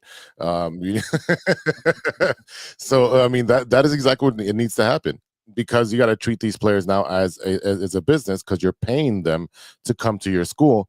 All right, then we're going to pay to come to our school, but there has to be a 2 to 3 year commitment that you're staying here for the college to justify that we're paying you. Not only does that help the athlete get their bag for a certain amount of years, but also it creates a better product in the long run from the NBA, because now they're not having kids who have to be developed at a man's game. They will be men by the time they go up there, because at 18 you're still a child physically. Like you're not there yet. When they say they go to the NBA, that's man strength, right? And when they play Charles Oakley, you're like, oh, you got old man strength. Yeah, because he's put in the time in the weight room for 15 years and he can move everybody around. And that's the biggest difference. Like you said, Tyson Chandler came in, he was a stick, right? And then by the time he got over to Dallas, he was nice and chiseled, and he put on that man strength, right? That the weight and the muscle to be able to play 82 games, to go through practice and do all the travel and the rehab. And all. Yeah, it again, it's a culture shock when you're treated like by the AAU teams, where they put you on a pedestal because you can score 15 to 25 points a game, and then you go to college and like college coaches like, nope. We're running drills all defense. You're like, I don't want to be here. All right, cool. See you later. And that's that mentality, because I coached AAU, and it was, if a kid was good and the team was bad, that kid would leave and go to the good team, because I want to be a winner. I don't want to play on a losing team. Mm-hmm. And that's the mentality. That's the NBA. That's your Kevin Durant's, right? Just hopping around, hopscotching left and right, everywhere to a winner. He's a good player, but at the same time, you're just hopscotching and ruining every organization. He ruined Phoenix. He ruined Brooklyn. He's gonna ruin Houston when he's done there. Like, I just feel like he's going over there and he's like the plague. It just messes everything up. But I digress. Yeah, we're cut from the same cloth, man, and I just think you're right. It sets a bad example. And it's not working for me here. I'm out. Mm-hmm. As opposed to making it work, as opposed to saying, okay, well, what do I need to do, Coach? What do I need to do? Yes. You need to do this, and this. Okay, Coach, bet, watch, and complete the task that's at hand. What you need to complete the things that need to be done for you to get more playing time and be more impactful on your team. But no one wants to do that. They want to come in and be stars and be catered to. And because they've had their own personal trainers since they were in 6th grade. Yep. And their personal trainer tells them they're great. Their personal trainer tells their parents they're great. Their parents tell them they're great. And any sign of adversity or someone not kissing your ass is, oh my God, I gotta go. He's a jerk. He doesn't know how to coach. And that's the wrong. This is the terrible mentality to teach and instill in these young men, because you're going to keep seeing people jump like we do in college. Everybody hops in that transfer portal. Yep. I didn't get any time. Okay, I'm out. Didn't get any time, I'm out. He got more time. He played one more snap than me. I'm out. Ridiculous. So, moving on, guys, we're joined by Jose Big-Z Zuazo from the 606 Media Group and the True Chicago Sports Fan podcast, talking just Chicago sports. Talk a little Sky, talk a little Bulls. I want to talk a little Bears. Okay. We have an exciting season. All right. It's highly anticipated. All right, the Bears did a lot this offseason. I have to give Ryan Poles credit for what he's done. All right, why he didn't do it years ago, I don't know, but he's doing it now. He revamped the offensive line, got the 3 interior starters, new starters, traded for 2 free agent, signed 1 as a free agent, upgraded that offensive line big time. Yeah. And let's not forget, DeAndre Swift had 960-something yards behind that crappy offensive line. I'm excited to see what he can do. But more importantly, is Caleb. Give me your thoughts on Caleb this year. Now we got the offensive mastermind that everybody wanted. We got the dude who had the NFL's leading offense for the last year, a year or so. All right. Give me your thoughts on Caleb and what type of season you think he's going to have with this new offense. Well, it's going to be his sophomore season, and it's going to feel like his rookie season because he has to learn a whole new playbook. He has a whole new offensive line. He's got, weapons that he's familiar with, and he's going to be able to use them a little bit more thoroughly, especially now having more time on the offensive line. Fingers crossed.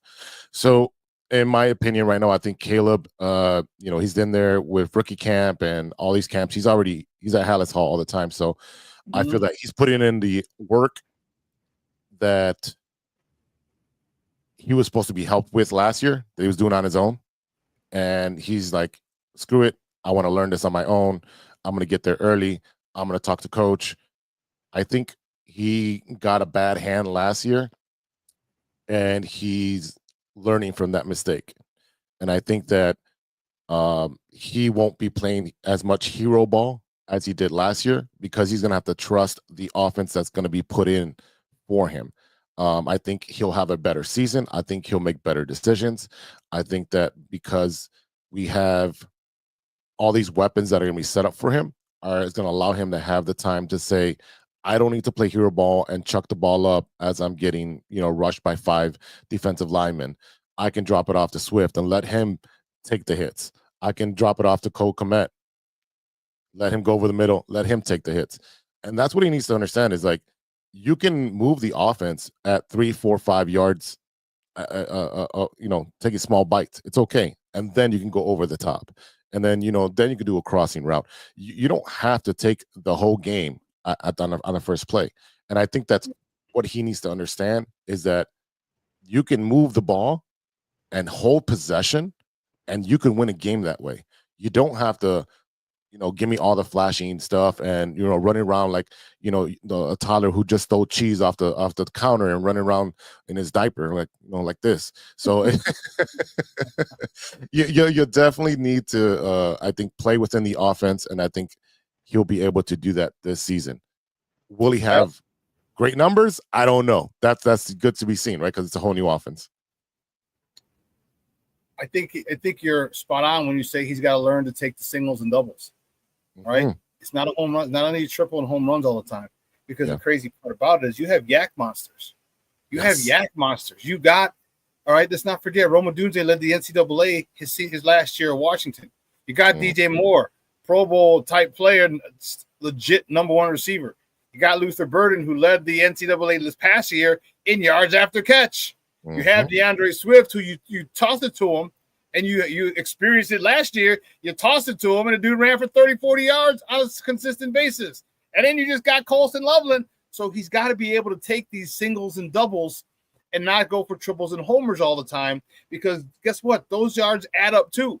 You might throw it behind the line of scrimmage, all right, but he runs 30 yards. That's 30 yards on your stats. And he's got to be able to get that out of. And the big thing about him is hopefully his mentorship or friendship with Tom Brady will teach him, don't take the hits. Throw the ball on the ground. Yeah. All right. Chuck that sucker in the first row. You see someone coming, throw it out of bounds in the first row, give someone a souvenir. All right. And just don't take the hit and just stand up and stand up and be able to live and play another down. And because there's going to, my theory is this, if he makes that short game, hitches, slants, 5-yard ins, 5-yard outs, if he makes those automatic, it's going to do, in addition to the run game, which we're going to really lean on, it's going to make those Exactly. You're gonna have linebackers in. You're gonna have a big space between the linebackers and the safeties. Yes. Here's where Luther Burden gets to go deep. Here's where the DJ Moores get to go deep. And I think he's got to understand. The one thing I don't know if he gets, it's methodical. If you throw the ball 10 times a game because you're running back 7 yards a pop, great. Hey, I threw it 12 times today. Guess what? We won. If they need you to throw it 35 times, great. But whatever it is, that game, whatever it is, that's what he needs to do. And according to his high school coach, who's a good friend of mine, we went to college together. Okay. Caleb is okay with that. He said he would run the ball, or he would throw the ball 15 times a game or 30. So if he has that same mentality, then this Bears team is going to be really, really, really fun to watch, because basically whatever they do is wrong. And that's the mindset he's got to have. Whatever the defense does is wrong. You can't cover everything. Yeah. And if you want to cover, you want a cloud cover, so you get in the deep, here we go, boom, to the sides. Oh, you want to bring some people in? I got guys behind you. And that's what he's got to do. That's what he's got to understand, that whatever they do is wrong. And the sooner he gets it, man, this kid can be something really, really, really special here in the Windy City. I can't agree with you more, because what ends up happening, like, as these quarterbacks get older, they understand what they need to do not to get popped and say, I don't need to throw a 40-yard bomb. I can throw it to, 5 yards. Look, one perfect example is Tom Brady and Ben Roethlisberger. Those are two big guys, not mobile at all. Hey, 1, 2, 3 balls out of my hand. And whatever happens with that is your job now. You've got the ball. You got to get the yak. You got to, get away from the defender. That is on you now. I threw the ball away. The offensive line did their job. Everyone should be doing their job. So if you're running, like you say, make the defense make all the mistakes. I'm running my offense based on what I see. I'll make my decision there. So if they're playing tight, cool. Dump it over the linebackers. That's great. Or do it out or a slant, whatever it needs to do. Or you have a bubble screen, which I hate, but whatever. We have enough bubble screens with the Bears. But yeah, there's definitely ways of moving the defense to make them accountable, right? If they, like you're saying, they're gonna blitz, all right, cool. Give it to my running back. Let him make the play. And it's understanding that. And I get it. You're a football guy, you play football, so you understand that. But as a rookie, I'm pretty sure that there was some hurdles that you couldn't get past until you became an older veteran player.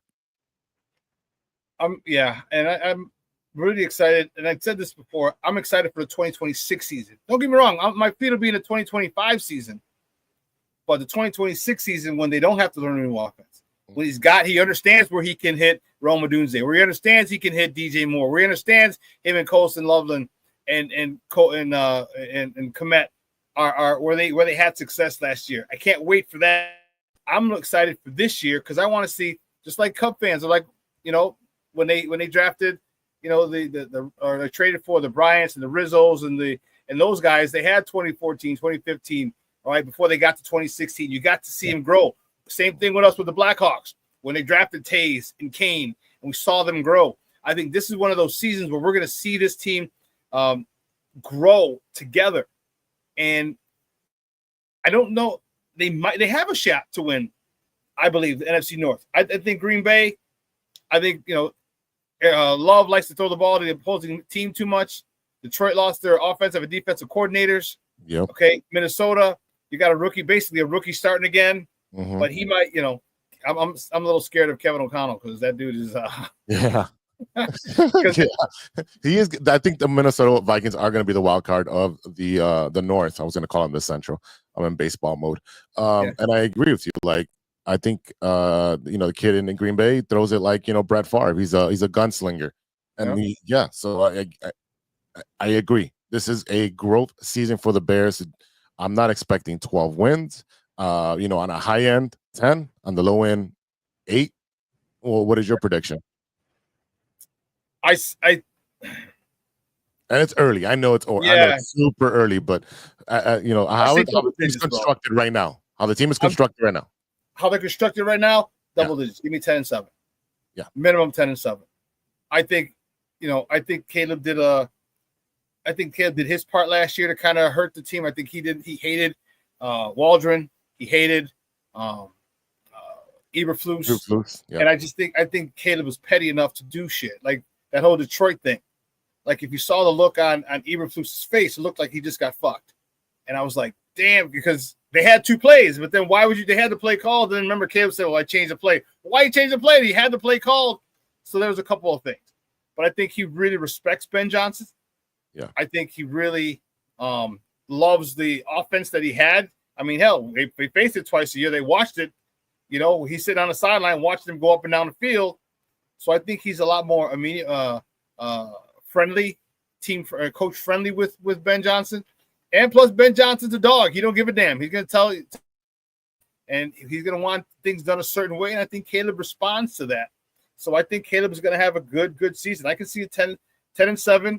I say their ceiling would probably be the NFC Championship game. And that's if some people get hurt. Because I think Philly's still. Philly's a monster.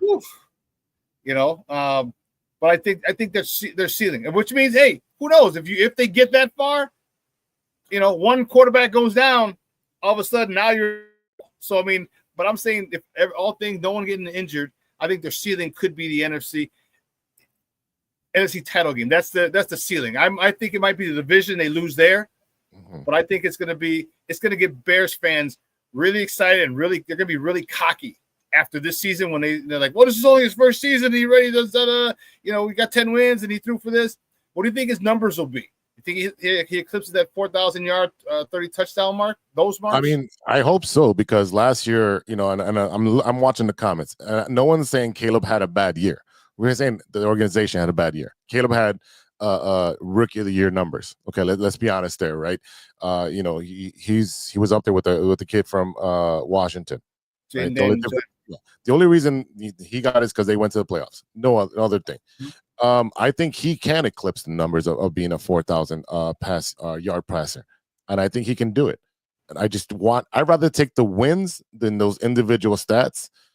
I'd rather go to the playoffs than say, oh, you know, we're gonna go, you know, 7-10, and Caleb threw for 4,500 yards and 35 touchdowns, but we still lost because whatever. I'd rather take the wins and a playoff appearance and like a chip in the chair to get into the big dance, that over individual stats. And like we were talking about earlier, if he dinks and dunks and then goes over the top and takes, you know, throws it 15 times a game, and then we have 2 running backs that, you know, had 150 yards, let's go. You know, every game is going to dictate a different strategy. And right. It's gonna take the weather, right? Injuries, the type of defense that they're playing. It's gonna be a different strategy every single game. So I think that if he can give me 3,500 yards, give me 27 touchdowns, and, you know, single digit interceptions, that's what I'm hoping for. I had this put up, and I asked my guys, I'm like, these are Jalen Hurts numbers last year. Yeah. Okay. 29-03, 18 tutties, 5 picks. Oh, yeah. He just happened to win that thing called the Lombardi Trophy. And I asked people, I said, would you be okay if Caleb averaged, say, 3,000 yards? Average 3,000 yards for the next 10 years. And 4 of the years we go to the NFC title game. I'd be happy as a pig in slop. Right. Those are that's being a football smart person. That's having a football IQ. Because I don't give a damn, and I know you don't either, about the stats. I don't give a shit if he throws for 4,000 yards or 5,000 yards like Marino. Marino got to the Super Bowl once, never went back. Right. All right. I want us to be in a position where everyone's like, okay, well, we know the Bears are going to be at least in the division round. We know that. Okay, who are they going to face? You know how we are with Kansas City. Like, all right, we know Kansas City's going to most likely be in an AFC title game, but at least the division. That's where I want us to get to. And if it comes on the backs of the offensive line and the running backs, I'm cool. People forget the 85 Bears. Jim McMahon broke tons of records and passing records in college. Yep. Tons of them. He could air it out. But he came here and they asked him to do something different. I hope they asked Caleb to do something different. And then when we needed a big play, and if he accepts that role, here's your assignment if you choose to accept it. I think this team is going to go really, really, really far because you're going to be so worried about DeAndre Swift and Kyle Monangai. We're going to talk about him in a second too. You're so worried about that. Roschon Johnson on short yardage downs. And you're so worried about that. All of a sudden, oh, shit, we forgot about the tight end who just hit over the linebacker in front of the safety, and there goes Colson Love, and there goes Cole Kmet. Yeah. Or there goes Luther Bird behind the deep safety in the cover 2 because they're worried about them getting gashed on the ground. This is what I want us to see, and this is what we saw in Detroit. And if they can replicate that, I'm telling you, Caleb can do a lot of really, really great things here as long as like The Rock said, know your role, jabroni, and shut your mouth. Do what they need you to do. This kid can be special, man, real special. Yeah, I can't wait. It does feel like it's something special. And again, we don't have a lot going on in Chicago right now, so we have a lot of hope. Bringing it back to the Bulls, lots of hope. But I think with the Bears, there's actuality. There's action going on. We see what the front office is doing and saying we're going to put our money where our mouth is, and we're finally going to invest in the offensive line. We're finally going to invest in a good coach and good hires, and adding all this because Ben Johnson came in and said, "I need this, and this. This is how I want to run it, like a professional NFL team." So we're no longer the mom and pop shop. We're gonna show everybody in the NFL that we're coming. We're coming. Yeah, I agree. And are you okay? See, and I'm okay. Like Shorty wants the 4,000-yard 30 passer. I do too, and I think he can get it. I don't think it's that big of a. I mean, he had 3,500 last year, and he had a horrible offensive line. Took 850 sacks. Okay, I think that's a big part of it. I think my biggest thing is just understand. Like, it's got to be balanced. And you want to have great quarterback, but you don't want to have to, at least not the first year or two. I don't want to have to win because of Caleb. Let's win with Caleb. Yes. And then his third year in the offense, then we'll win because of him. Once he has it down pat, then we'll win because of him. But just don't stray from the formula just because you got a great player. Yes. Just don't stray from that formula. And let's talk about, before we let you go, what other areas do you think need addressing? People talk about the running back room, and they said, like, well, you know what, this guy's a 7th round pick, and blah blah blah blah blah, and we should have got someone else. Give me thoughts on Kyle Monangai and his ability to really make an impact on this team this year.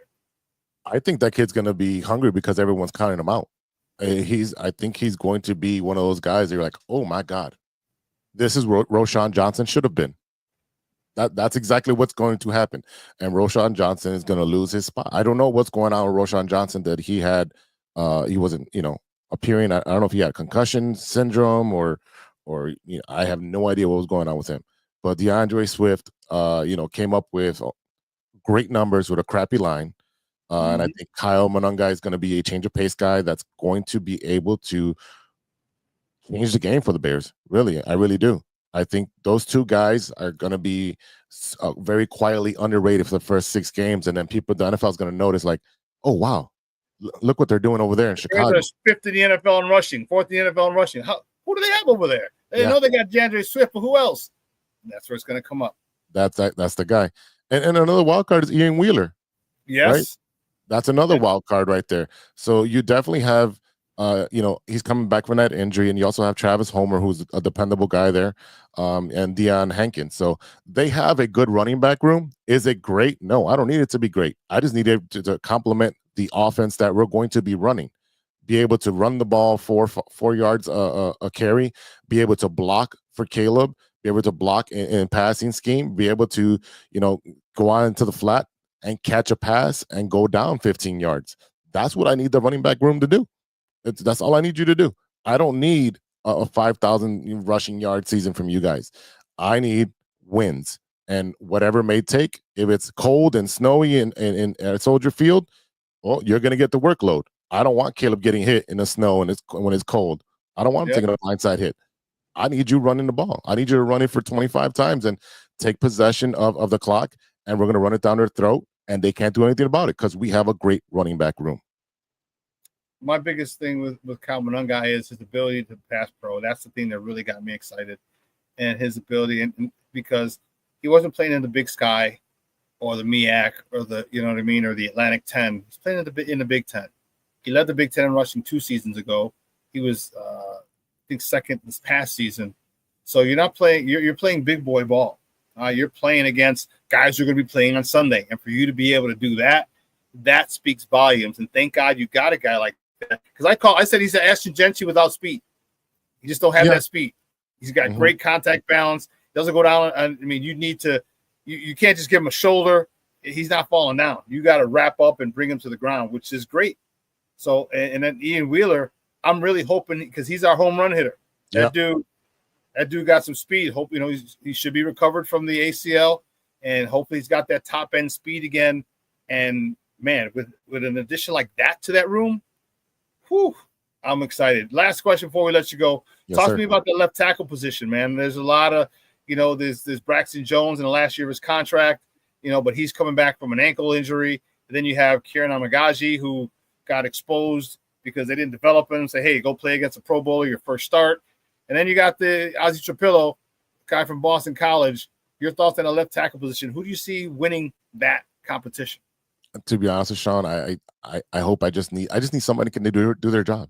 I don't care what the name on the back of the jersey is. I just need a left tackle to take care of Caleb. That is it. I don't really care what the name on the back of the jersey is. I'm sick of our quarterbacks getting clobbered. It's disgusting what we've been doing for years to our quarterbacks. And it's sickening, right? So to be honest with you, me and you will both be at Bears camp. We'll see what these guys are doing. We can break down all that film later on. But right now, I just hope that someone can step up and take that position, take it with pride, and be the eyes behind Caleb's head. I just need somebody to do their damn job there. And the back of the name doesn't bother me, man. Cool. Big Z, great stuff, Papa. I appreciate it taking time out this morning. It's good talking to you. Man. Lots of fun, man. Yeah, I know. We can't get you during the school year. Yeah, you got me through the summer. Yeah, I got another month before I go back and turn myself into the warden.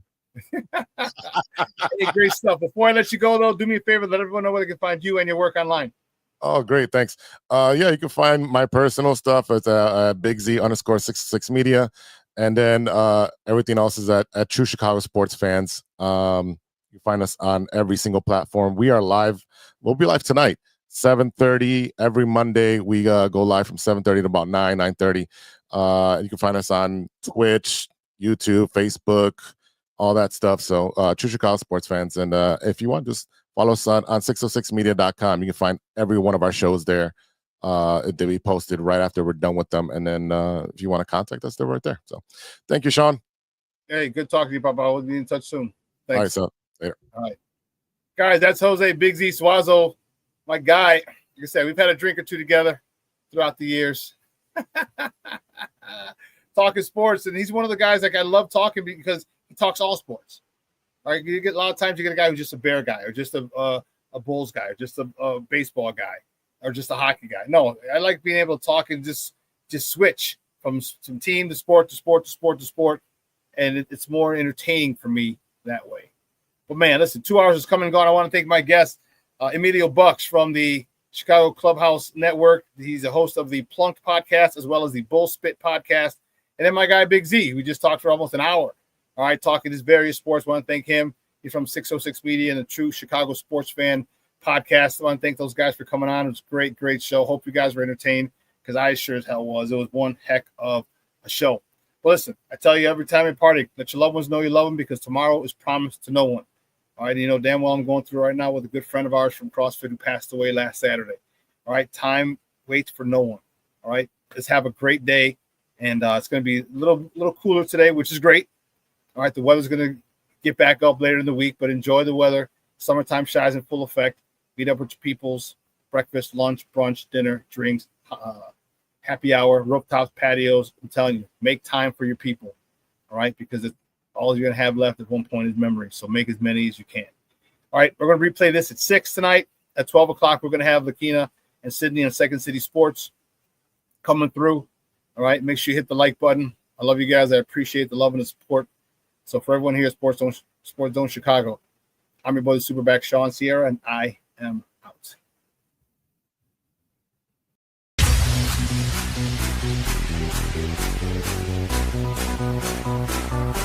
Come on, race the race.